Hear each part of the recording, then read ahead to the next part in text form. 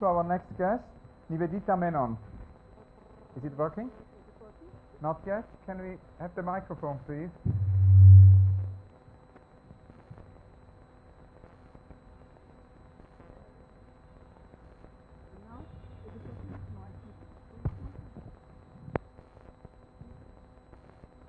Thank you so much for joining our marathon, and I wanted again to begin with the beginning and wondered how it all started. What was your epiphany? I guess my first epiphany was about an hour ago when I realized that you were asking everyone this question. And I started thinking about it because ordinary people who are rarely interviewed in this fashion, unless they're extremely narcissistic, don't ask themselves, when was the moment when I became this wonderful person I am? So for the last hour I was thinking about it, and it struck me that the first moment of epiphany was when I started teaching.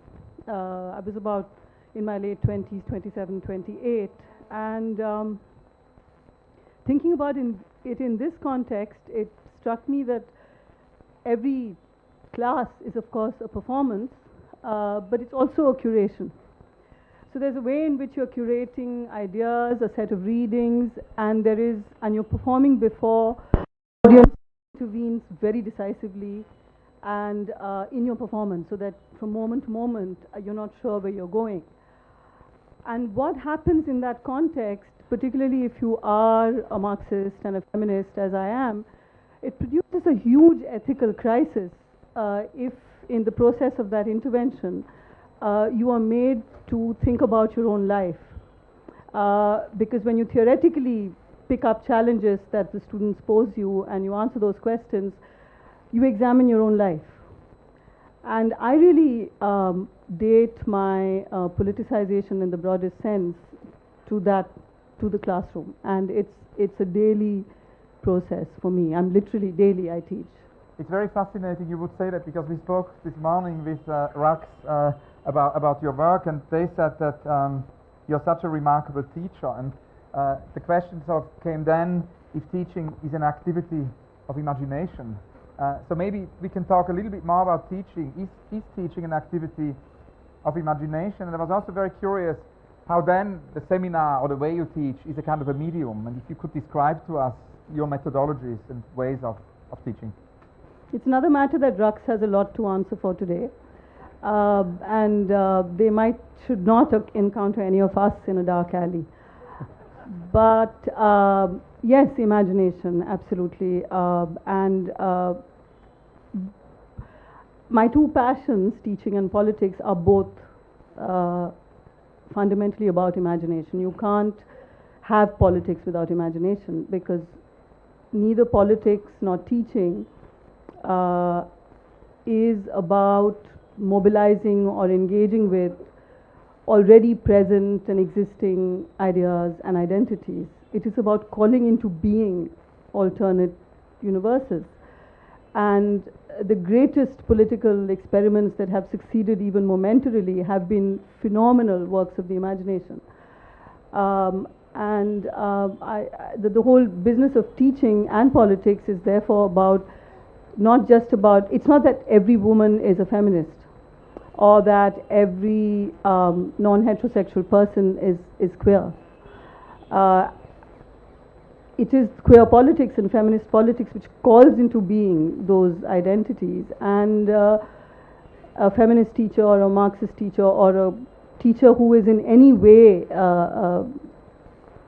placing herself not within the mainstream of knowledge practices has to be imaginative, because it is, I think perhaps that was wrongly put, it's not that she has to be imaginative, it is that she is produced by the imagination. So I see both these activities as produced by imagination. There could not be politics or teaching without imagination. Now, talking about feminism and imagination, I had many conversations about that with Nancy Spiro, and she talked about all the many influences on feminism. So I was wondering, who were your influences? Who were your inspirations? Two kinds, actually, because I came into political sense in my sort of late teens in the 80s in Delhi, and Delhi was a very, very, it still is, but very exciting. It was very exciting in terms of feminist practice because in the public domain, I mean, the kind of moment that Sheba was talking about, really, and Sheba is very much part of that moment, in fact.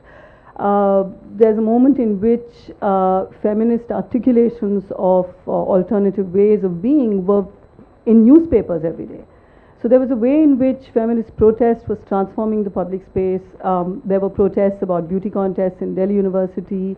There were all kinds of exciting ways in which you could look at a certain kind of politics and say, that's me.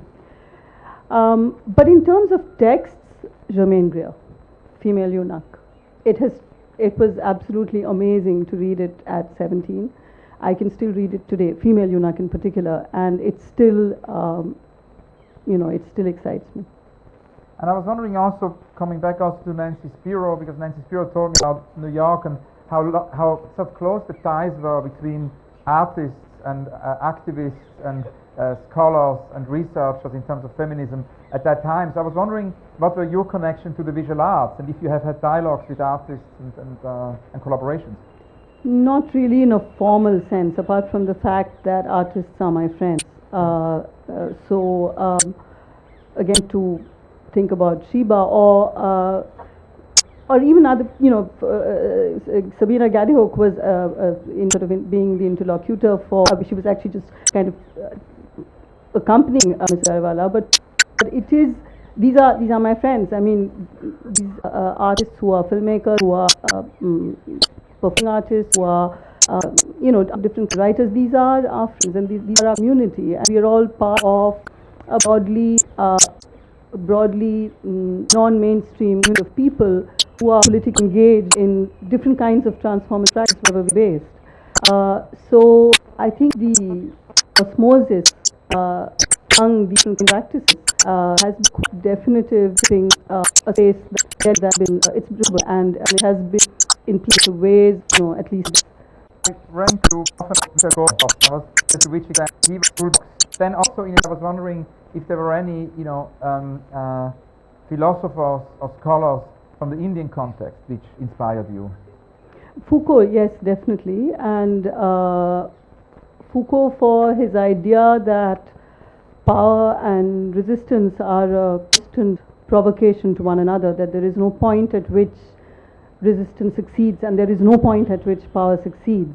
And I think something that Foucault said somewhere about, I'm not going to be able to quote it exactly, but he said something like this, that what would be the value of the determination to know if it merely ensured the acquisition of understanding and did not lead to the aberration of the one who understands.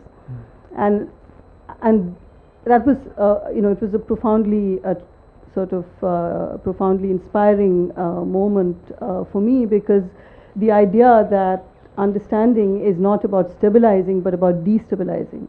The idea that the more you know, the more the horizon shifts. So that is a very formative idea. In the Indian context, there is a huge body of feminist scholarship, and the scholarship, feminist scholarship here as elsewhere, has always been about practice too. So this is all part of the active.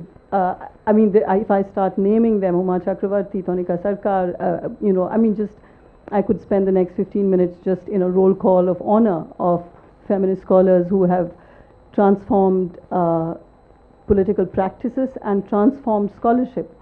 So we're talking of really, really seriously high levels of scholarship and seriously high levels of integrity and ethical engagement.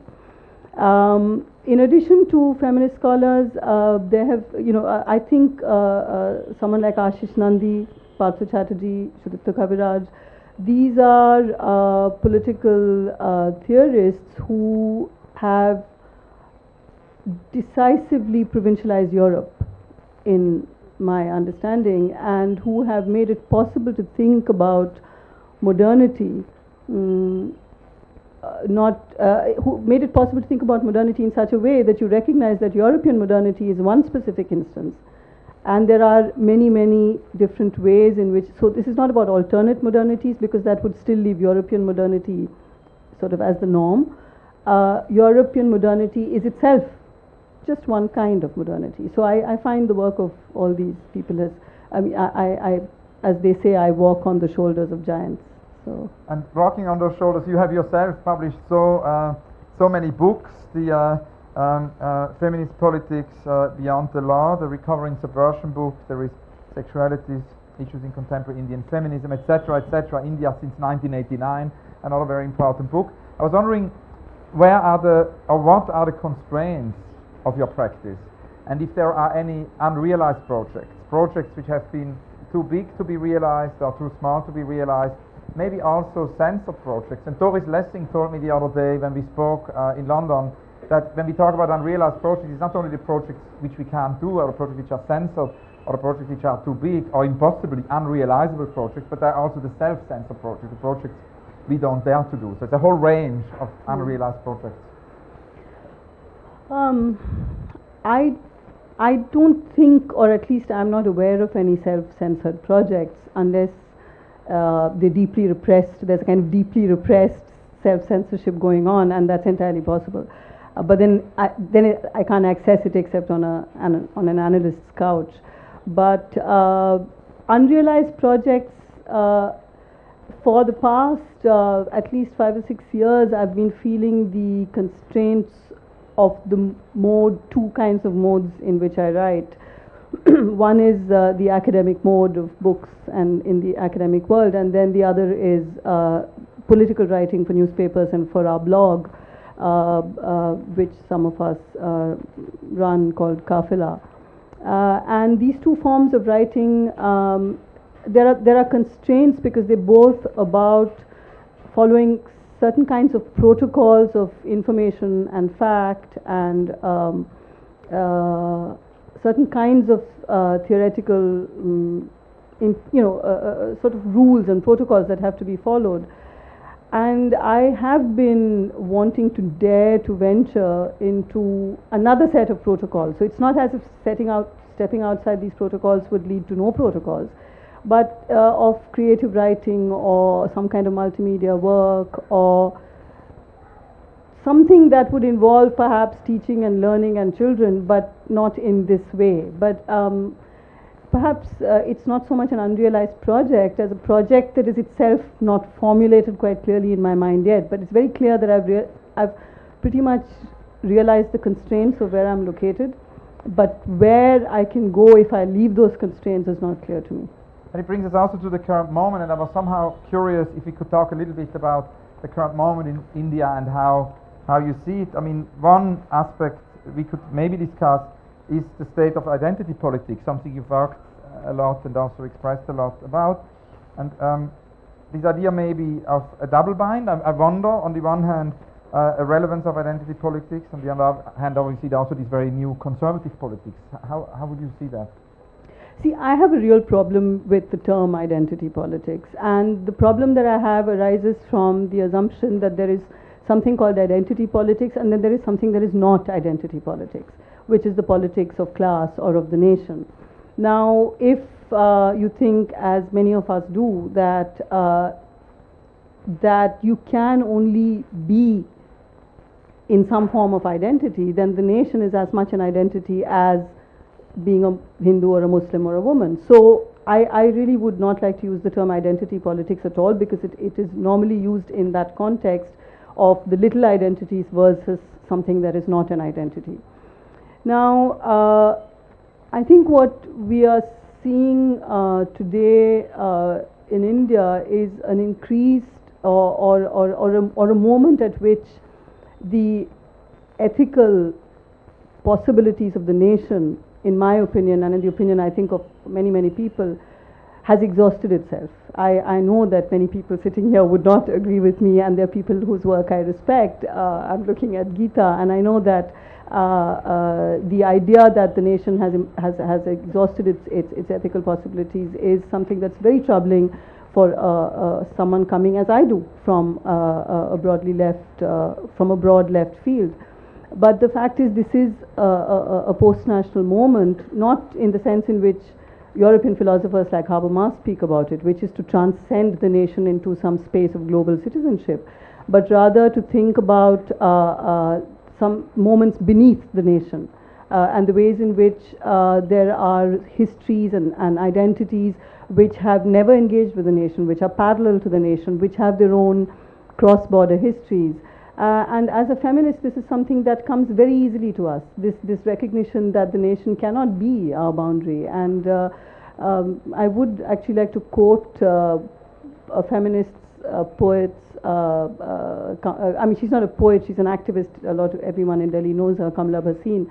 But she has 2 lines of poetry about the nation, which is very quintessentially feminist. They're in Hindi, and she says, मैं सरहद पे खड़ी दीवार नहीं, उस दीवार पे पड़ी दरार हूँ. I'm not the wall that stands at the border, I am the crack that destabilizes that wall. And so for feminists, this is not even a very, very radical recognition to come to. A woman has no country, Virginia Woolf said long ago. So this moment is in which we see the possibilities of different forms of politics which challenge the nation state, which evade the nation state, which refuse to be made legible to the nation state. And I think these are the moments where politics is really transformative. Now, in the art world and also architecture world throughout the 90s, there was very much a post-national moment, and that's why I think we've seen more and more exhibitions and artist projects about the city. The sort of city became the laboratory and the experiment, and I think now in the last years it's become evident that there is maybe also a danger there of it being a new sort of hegemony of the city. So I was wondering how you feel about that, about the idea of the city as a laboratory. And I mean, Rem Koolhaas said the other day, maybe the future is the countryside, because that's where nobody looks right now. No, there is a way in which, in academics as in art and so on, there are kind of fashionable moments.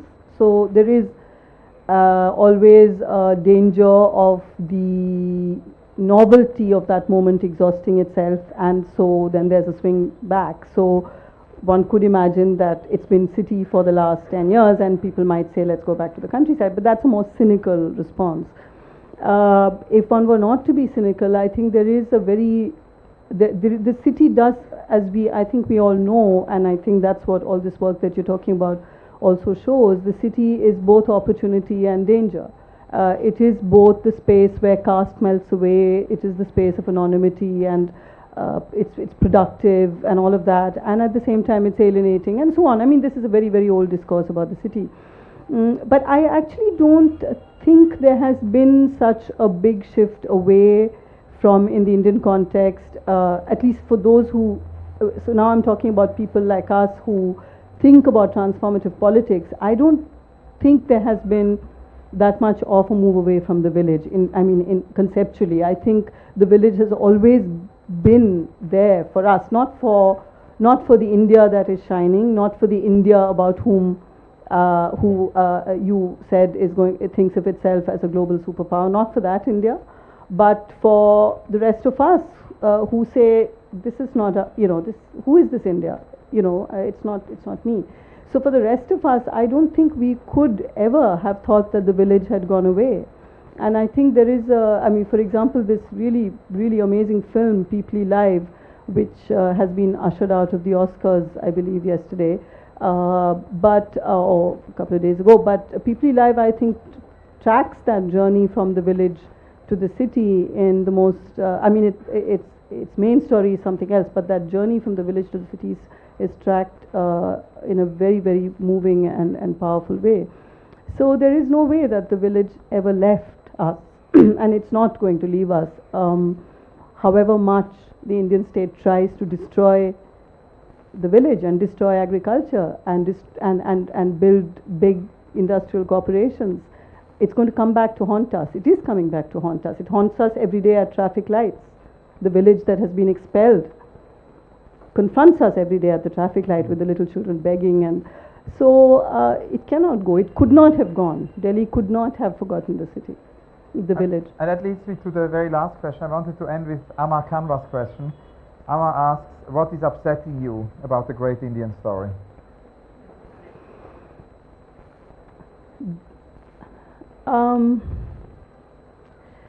There is no great Indian story, I think, and I think Amar would have expected me to answer in this way. There is no great Indian story. He doesn't think there's a great Indian story. There are many, many, many Indian stories, and I think what might be most upsetting is the attempt to produce the idea that there is one great Indian story. That is the most upsetting thing, and that is something that the English language media and the Indian elites are complicit in producing this idea that there is one great Indian story. That is the most upsetting thing, because there are multiple Indian stories of both joy and horror, as Lawrence said, and I think we would have to engage with each story very differently. Wonderful. Thank you so much, Nivedita, Menon. Thank you very much. Thank you so much. Wonderful to meet you.